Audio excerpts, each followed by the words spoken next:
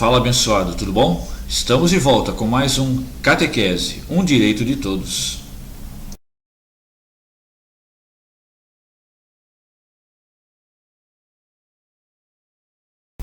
E hoje nós vamos falar sobre um tema importante, afinal ele deu início à idade moderna da humanidade. Vamos falar da Revolução Francesa e a Igreja Católica.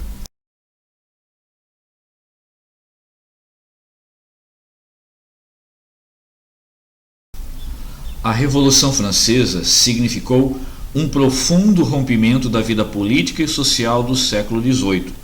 Havia um descontentamento geral na França. A burguesia, os camponeses, os servos e pequenos proprietários sentiam o peso dos duros impostos. Quase toda a renda da nação vinha da agricultura. A população era de 26 milhões de habitantes. Desses, 20 milhões viviam no campo. Nos anos de 1784 e 85, grandes inundações na França fizeram os preços dos alimentos subirem assustadoramente, levando e aumentando muito o descontentamento da população. Em 1774, subiu ao trono francês Luís XVI. Uma grande parte do povo depositava nele uma esperança de que conseguiria tirar o país da crise. No entanto, o governo francês entrou em guerra contra a Inglaterra e o déficit cresceu mais, obrigando o rei a aumentar ainda mais os impostos. Em 14 de julho de 1789, a burguesia apelou para a ajuda do povo de Paris. A Bastilha, construção usada como prisão política, foi invadida pelos populares. A violência revolucionária rapidamente espalhou-se pelo interior.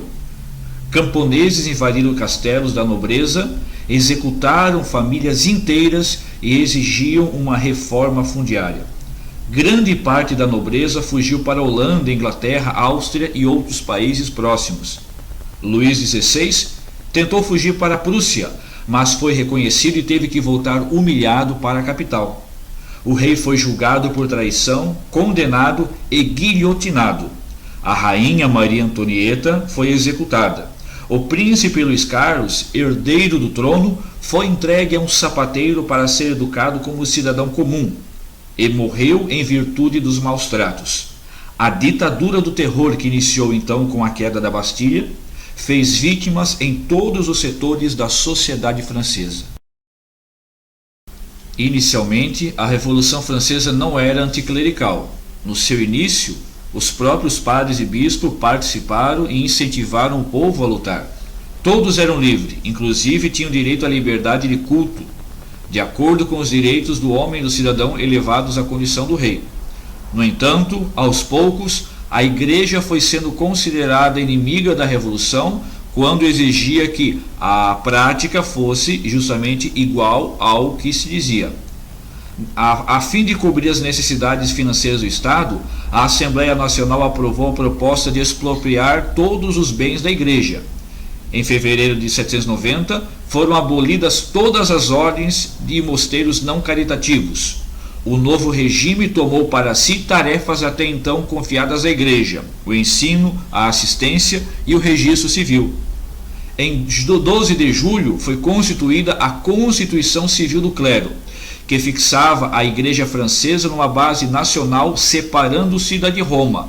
O clero foi obrigado a se casar, ou adotar uma criança, ou abrigar um idoso, além de trabalhar para se sustentar. Em novembro de 790, foi exigido a todo o clero o juramento da nova Constituição, quando cerca de 3/4 do clero se recusou. Ali começou então as perseguições contra a Igreja. Conventos, mosteiros foram invadidos e destruídos.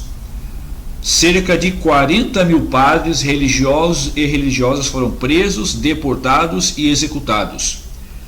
Em novembro de 1793, o cristianismo foi abolido da França e introduzido o culto da razão. Seguidores da deusa Razão invadiram, profanaram e destruíram as igrejas por toda a França. Em 1798, os franceses invadiram Roma e levaram o Papa Pio VI como prisioneiro, primeiro em Parma, na Itália, depois em Valença, onde morreria pouco tempo depois. Tudo isso só foi acabar quando, em 1800, Napoleão Bonaparte tomou a chefia da França. A fim de recuperar a ordem na França, ele assinou uma concordata em 1801 com o Papa Pio VII, onde era determinado que a religião católica apostólica romana constituía a confissão religiosa da maioria dos cidadãos franceses, devendo por isso ser restaurada. Por isso, por todos esses dados históricos, um fiel católico não pode ser a favor 100% da Revolução Francesa.